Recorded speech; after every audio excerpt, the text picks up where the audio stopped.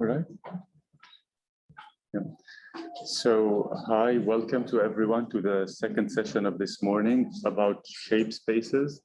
The first speaker is going to be Yann Thanwerdas from INRIA and Université Côte d'Azur, and his talk will be about the geometry of full rank correlation matrices. Thank you, Yann. Yeah, thank you, Salem, for the introduction. So, good morning. Can you hear me? Okay, okay, I will speak loud. So yeah, good morning. So my name is Yann Thanwerdas. I'm a third year PhD student at INRIA. I'm working with Xavier Pennec. And so today I'm going to present the geodesics and curvature of the quotient affine matrix on full rank correlation matrices. Yeah, so first I will give some general ideas on covariance and correlation matrices, and then I will describe the geometry of full rank correlation matrices. So covariance and correlation matrices, they are used in many applications. So for example, in diffusion tensor imaging, sorry, really? Okay, so I will speak louder.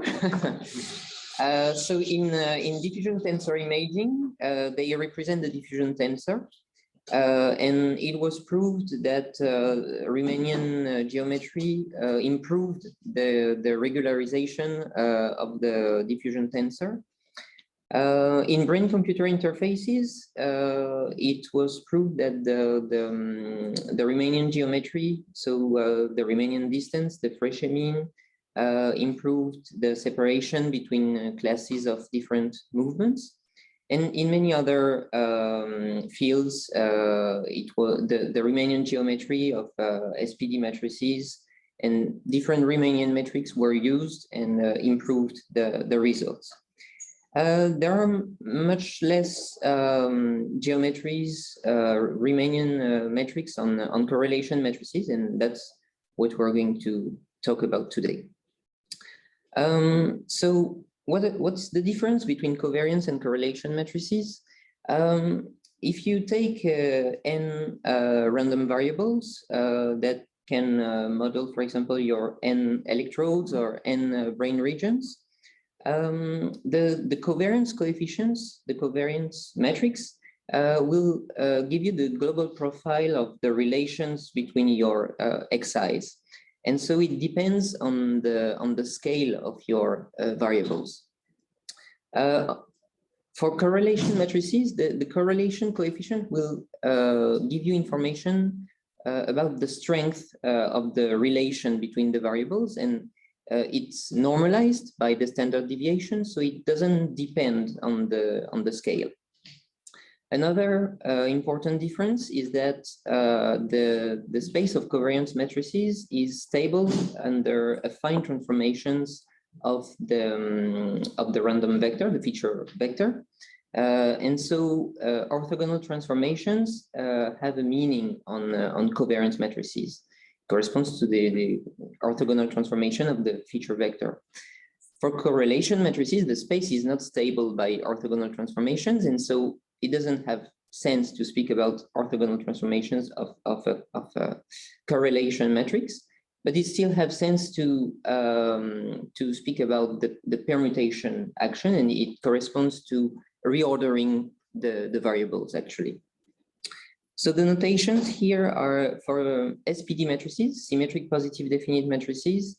It's denoted Sim+, and it corresponds to symmetric matrices with positive eigenvalues. And full rank correlation matrices are denoted Core+, and it corresponds to SPD matrices that have identity diagonal. So there is a submersion from SPD matrices to full rank correlation matrices. It corresponds to normalizing by the standard deviation component-wise. So it corresponds actually to multiply by a diagonal matrix on the left and on the right. And so we can see the full rank correlation matrices as a quotient manifold of SPD matrices quotiented by positive diagonal matrices. So the space of correlation matrices is often called the elliptope. And so full rank correlation matrices is the open elliptope inside the elliptope, so without the boundaries. So what do we want to do?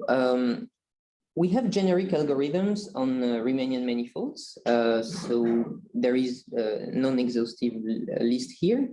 And Elodie Maignan and Nicolas Guigui will talk about the pole ladder a bit later in the session. So we have these algorithms, the Fréchet mean generalizations actually of the algorithms that we have in a Euclidean space.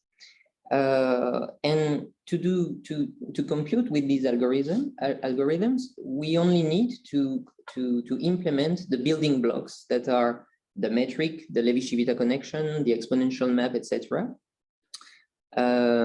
So that's what we're going to do here. We are going to compute the exponential map that corresponds to the geodesics and the curvature. So now I will introduce this quotient affine metric. When you have a Riemannian manifold and a Lie group acting isometrically on this manifold, and also properly, freely, and smoothly, you can define the quotient space, and under these assumptions, it's a manifold.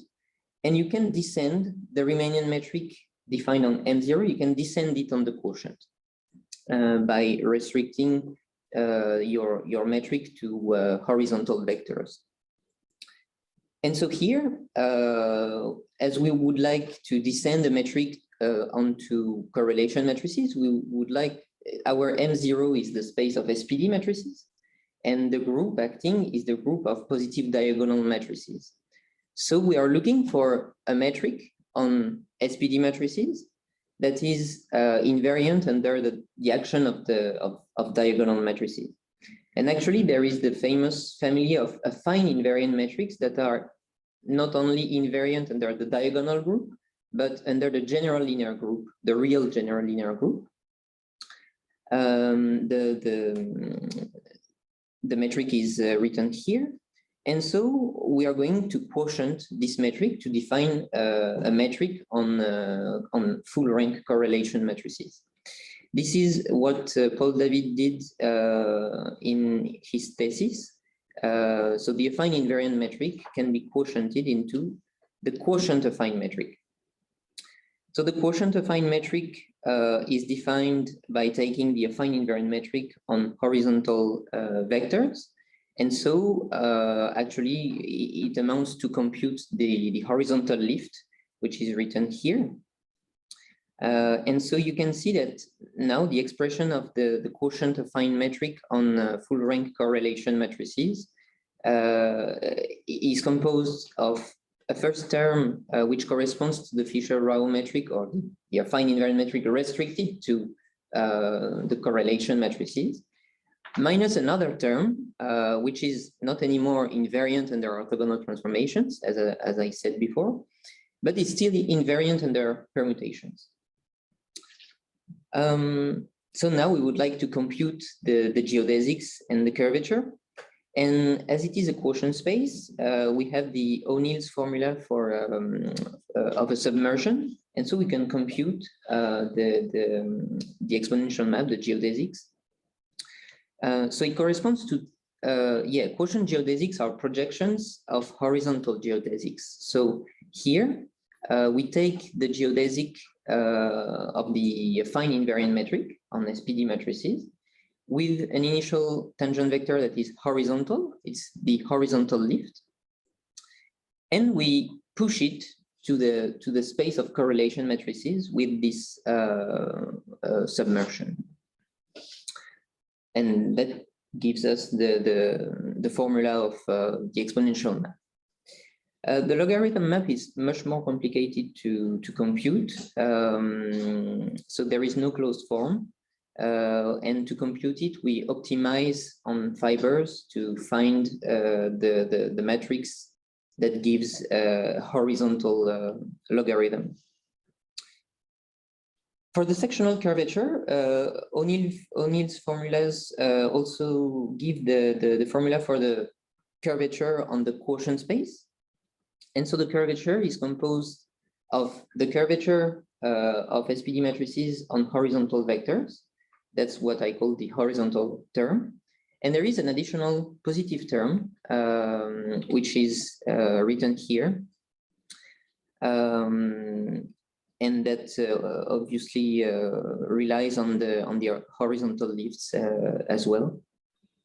And so the sectional curvature of the quotient affine metric is composed of a negative term plus a positive term. So for now, we don't know the sign of the sectional curvature of quotient affine metrics.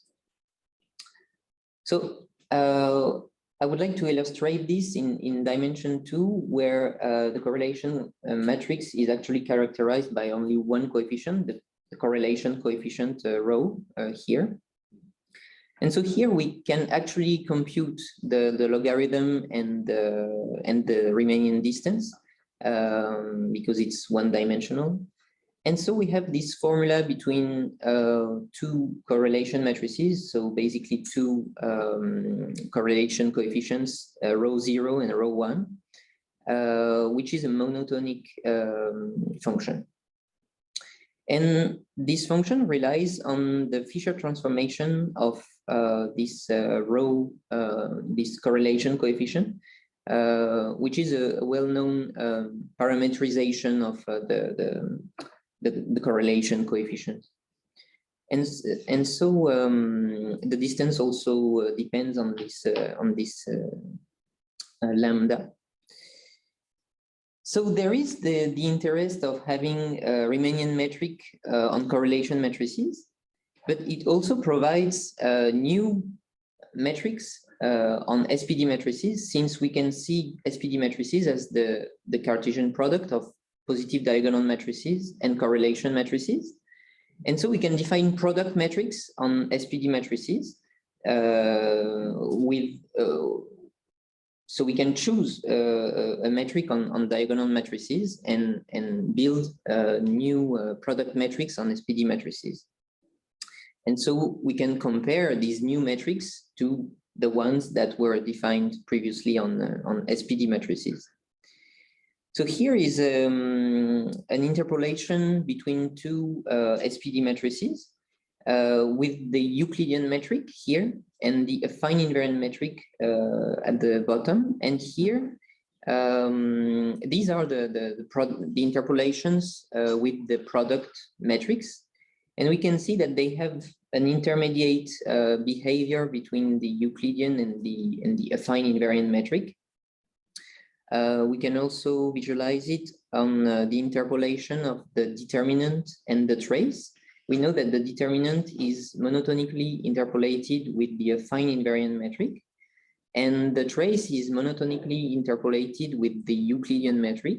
And again, we see that these product metrics relying on the quotient affine metric have intermediate behaviors. But maybe the most interesting thing is that the correlation coefficient with these product metrics is interpolated monotonically. So it's quite a natural way of interpolating between this rho 0 and rho 1 here.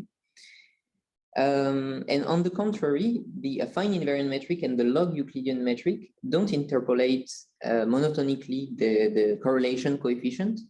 So we think that this new type of metrics on SPD matrices that are product metrics that decouple the size of the variables, the scales, and the correlations will allow to get better results on problems where we would like to focus on the dependence between the variables, because for the other metrics, the two phenomena are merged. So to conclude, covariance and correlation matrices can model many types of data. The geometry of covariance matrices was quite well studied with many different Riemannian metrics, while the geometry of correlation matrices was much less investigated, at least the Riemannian geometry. And so metrics on correlation matrices also provide product metrics on SPD matrices that decouple the scales of the variables and the correlations between the variables. And so for future works, we would like to investigate this problem of the sign of the curvature and other geometric aspects as like the cut locus and the conjugate points. We would like to apply it to some fields such as brain connectomes or gene expressions. And we are also investigating other natural metrics that could be defined on full rank correlation matrices, and also geometric structures on all the correlation matrices. Here are some references. I would like to thank my colleagues, and thank you for your attention.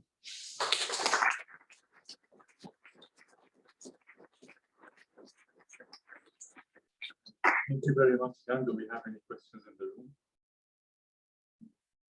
I just yes, missed what is the metric you're using on the space of SPD matrices? So here, you mean the product metrics that I? So I missed which metric is used. Yeah, so here I'm defining new metrics on SPD matrices that are product. No, I think okay. Already more in the. I think it's the killing or the affine-invariant metric to start with. Yeah, the affine-invariant metric is this one. So that's the one I mentioned, and I compared with product metrics. Yeah. And I also mentioned the Euclidean metric, which is just the Euclidean metric on symmetric matrices. Did I answer your question? Yeah. Okay. Thank you. We had a question there first.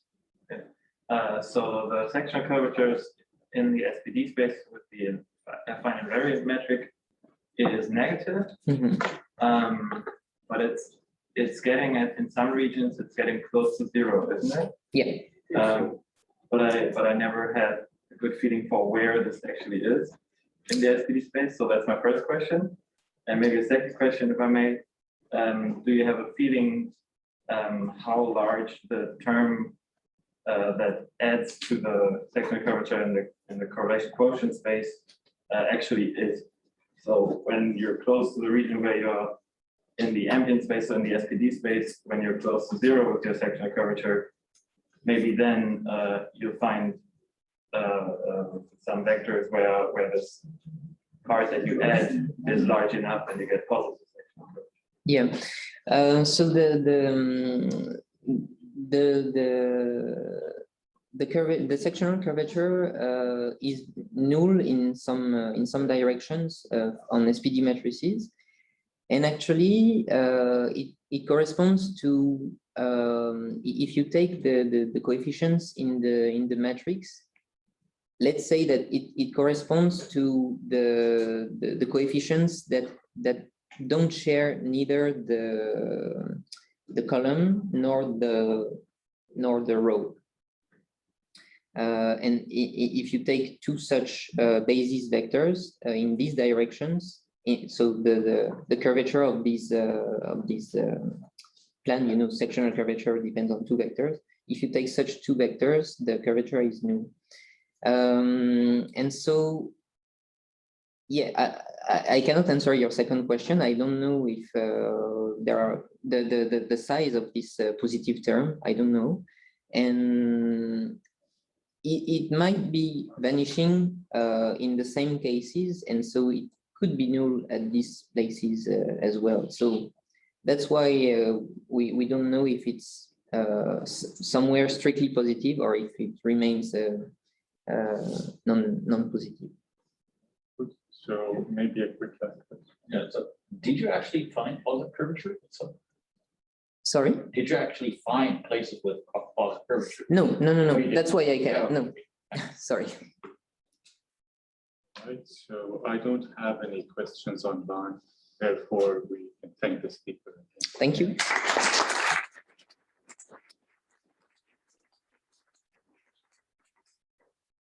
Ah, j'ai fait un